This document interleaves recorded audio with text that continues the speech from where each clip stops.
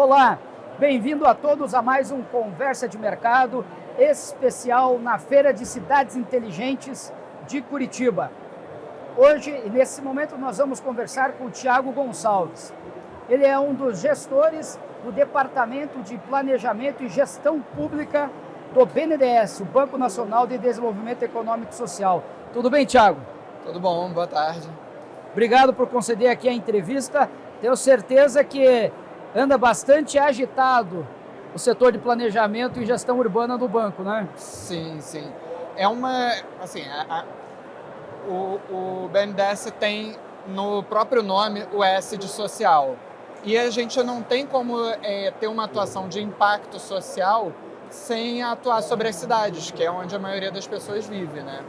Então, é uma agenda prioritária para o banco. Assim, a atuação já tem bastante tempo, a gente já tem as linhas de financiamento já desde a década de 80, década de 90, linhas setoriais para cidades, mas é uma agenda que cada vez mais vai encontrando uma convergência. Assim, convergência da frente de tecnologia, que a gente apoiava ali pelo Departamento de Apoio à Indústria de Tecnologia da Informação, convergência pela frente de financiamento para as prefeituras, para governos de estados mesmo, de projetos de modernização de gestão, de tecnologia, de integração de infra urbana.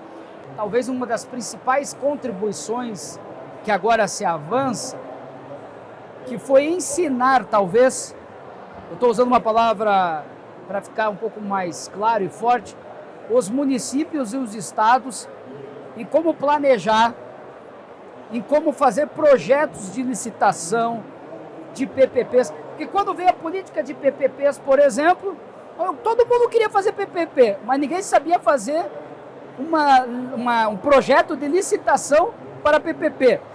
Eu quero melhorar a iluminação pública da minha cidade, mas como é que eu faço? Ou seja, não conseguiriam nem fazer o básico, né? Alguns anos atrás, a mesma coisa aconteceu até com planos diretores, né? Na lei, quando foi o Estatuto das Cidades, o BNDES, na época o Ministério também das Cidades, que existia, deram muito apoio.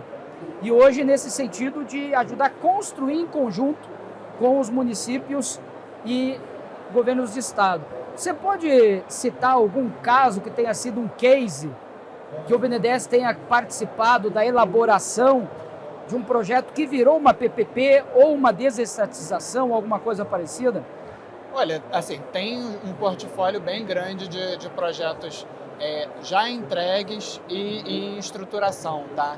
Mas do caso de iluminação pública, cito o de Porto Alegre, cito o de Vila Velha no Espírito Santo, são cases, são boas referências para o mercado, para outros municípios seguirem. Vamos, para deixar claro, até para as pessoas entenderem assim, o que é um projeto de licitação pública de iluminação, né?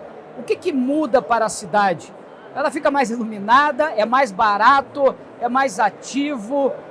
O que vai acontecer de diferente? O município ele tem a obrigação de prestar o serviço de iluminação pública, só que não dá para esperar que o setor público ele tenha a mesma capacidade de investimento, agilidade de atuação e nível de especialização que o setor privado.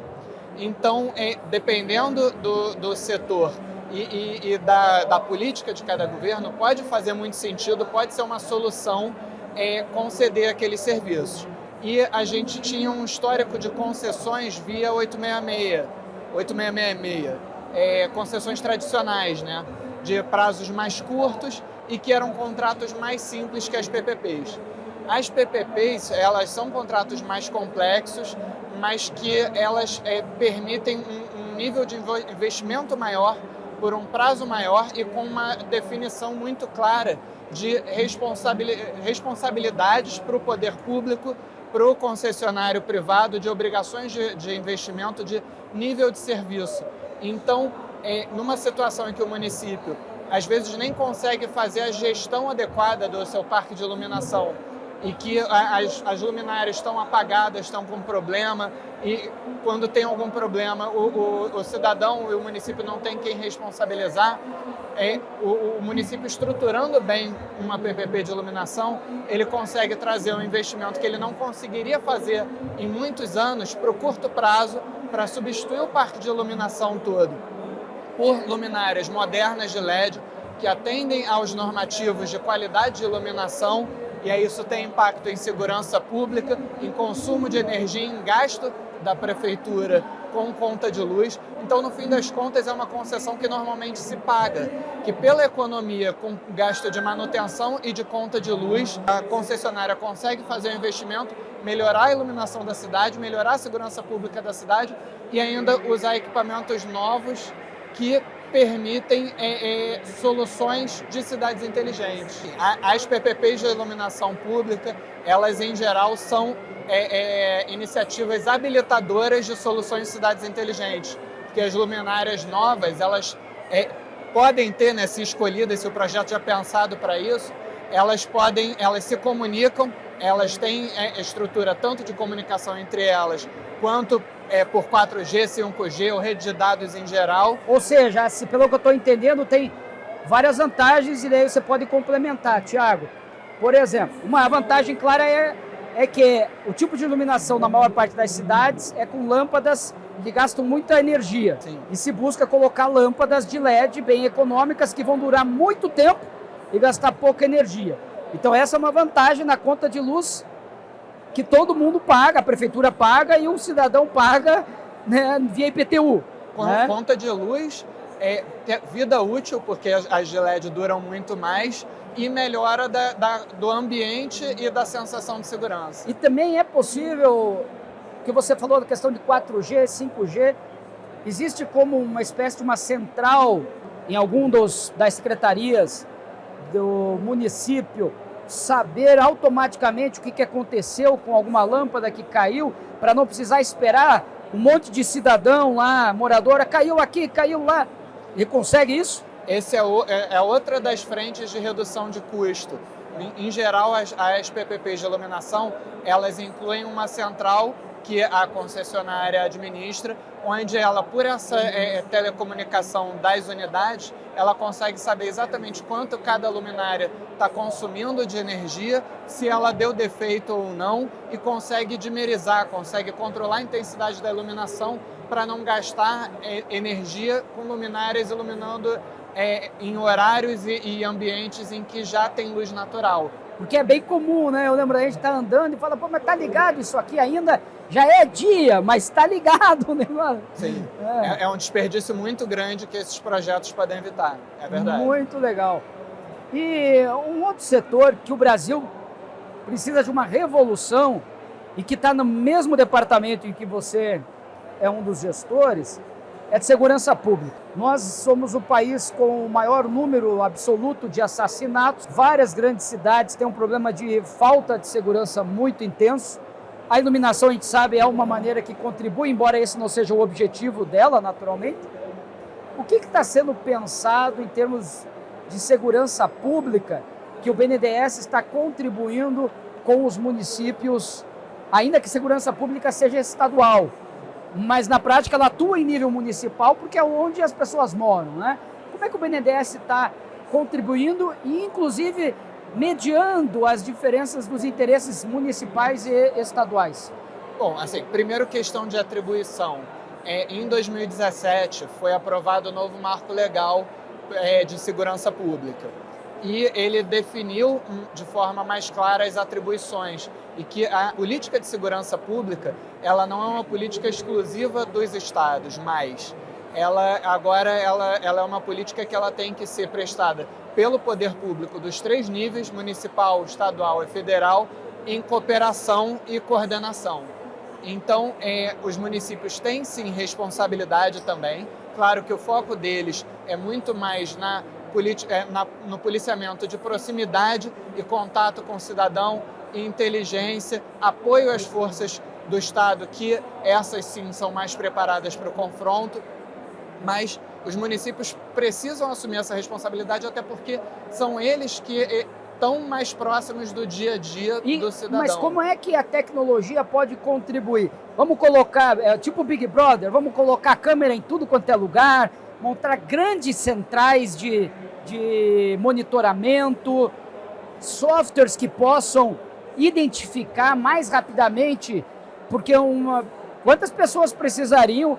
Não basta a gente colocar 1.000 câmeras ou 10.000 câmeras, não tem como ter um monte de gente olhando para um monte de câmera o tempo inteiro, até porque na maior parte do tempo não vão ver nada, né? De perigo. Sim. Seja o perigo no sentido de assalto ou também perigo no sentido que a segurança não é só evitar uma contravenção, também pode ser um acidente, etc., né? A tecnologia, ela pode contribuir também tanto pelo espalhamento do monitoramento quanto pela uma leitura mais fácil através de inteligência artificial ou alguma coisa parecida? Assim, as possibilidades que a tecnologia traz hoje para a segurança pública são enormes, mas só a tecnologia, sem governança, sem planejamento, sem um diagnóstico bem feito dos problemas, ela tem um alcance muito limitado. E aí, assim, tem um caso de exemplo que a gente está até apoiando hoje, que é o de Jundiaí, que há mais de 20 anos eles contrataram um diagnóstico da violência no município, junto à USP, e esse diagnóstico embasou a construção de um plano municipal de segurança pública com ações de curto, médio e longo prazo, coordenação, participação de outras secretarias, e que hoje culminou nesse projeto que a gente está apoiando. E a questão de ter pessoas olhando para as câmeras, não, tem como automatizar esses processos. Nesse caso mesmo de Jundiaí, tem já o sistema de reconhecimento de placas, sistema de reconhecimento facial. Principalmente no de placas, tem cruzamento de bases de dados do município com todos os outros municípios da região, com a Polícia Rodoviária Federal e com a Polícia Militar do Estado. E nesse cruzamento se identifica carros com placas frias, porque assaltos dificilmente são feitos a pé e dificilmente vão ser feitos com o carro do próprio bandido. Então, se consegue identificar e abordar antes do crime e consegue se abordar de uma forma que não gere perseguição e troca de tiros, mas já abordar com a cooperação da Guarda Municipal e da Polícia cercando por todas as frentes e não dando margem para problema.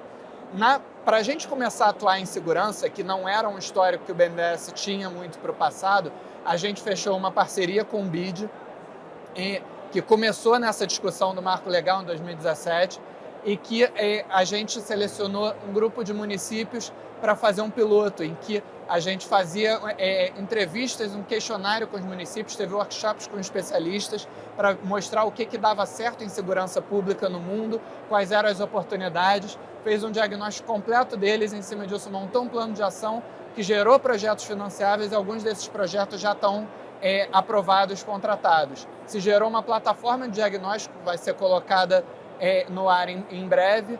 Em termos de tecnológicos também, uma maior integração de câmeras públicas com privadas, aquilo que a gente sabe que, por exemplo, nos Estados Unidos é muito comum o FBI acabar acessando, tem alguma questão, ele acessa a câmera de todo mundo. Ele consegue saber o shopping que está com a câmera, etc. Se vislumbra algum caminho disso para o futuro no Brasil? Sim, sem dúvida. Tem lugares onde já acontece. A cidade de São Paulo tem o programa City Cameras, que ele faz exatamente isso. Precisa de uma lei municipal, né? Precisa de um programa municipal de conscientizar as pessoas que têm câmeras voltadas para as áreas públicas, de que elas podem disponibilizar as imagens das câmeras delas para as forças de segurança, para a central de monitoramento, para investigações e até dar incentivos para essas pessoas disponibilizarem os seus equipamentos. Mas é uma iniciativa que depende de cada município ou de cada governo do estado. E o BNDES teria disponibilidade também em ajudar com que os municípios e estados caminhem nesse processo, não de integração apenas de estado-município, mas entre municípios e entre o poder público e o privado, né? Sim, nos projetos ou de modernização da gestão ou de segurança pública, a gente pode apoiar, sim, iniciativas de integração, de instalação de equipamento, né? São despesas de capital em geral, consultoria, plano municipal e nisso, sim, dentro dos planos vai surgir a necessidade de ter um programa que incorpore mais câmeras e quais são os passos para isso.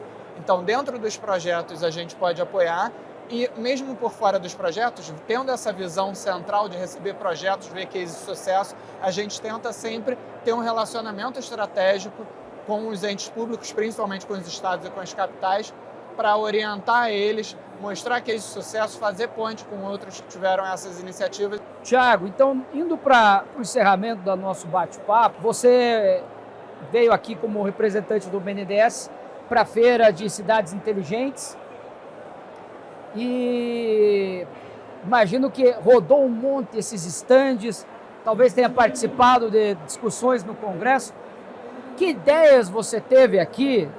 Que insights, cases você está pensando em levar lá para o BNDES, para todos os analistas, gerentes, diretores? Fala, pessoal, lá em Curitiba, naquela feira, tem algumas coisas que a gente pode estudar um pouco mais. O que você pode dizer que foi, isso foi legal? Olha, assim, eu acredito muito na agenda das cidades e da transformação da gestão pública, que eu vejo muito potencial de impactar a vida das pessoas, né? A gente foi vendo que a grande dificuldade não era elas terem capacidade de financiamento para investir, era ter essa capacitação, essa capacidade de estruturar bons projetos. E isso não se resolve com uma instituição só atuando.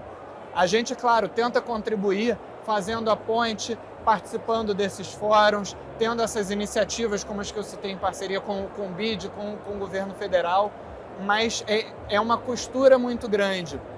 Aqui a gente teve contato com o pessoal da FNP, que